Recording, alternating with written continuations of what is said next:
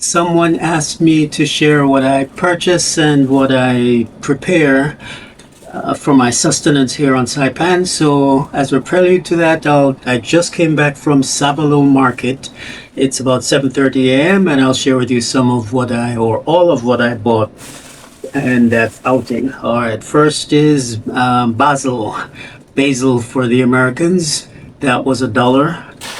And I also bought a bunch of malungai, and I didn't have to buy this because malungai grows on every street corner, so I could have just picked it, but for $1 it saves me the time of finding a spot and picking it myself.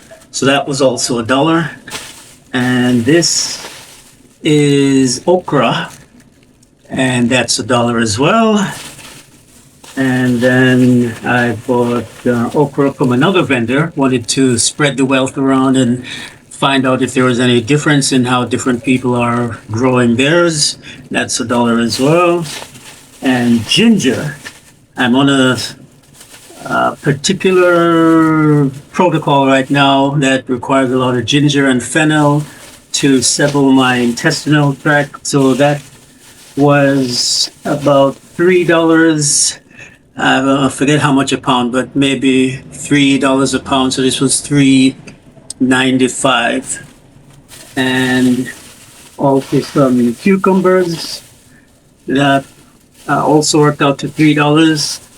Could have gotten this cheaper if I waited until the week and bought it in a store. Can usually get $3-4, but some of these were very huge, and I was supporting a local vendor, so that was $3.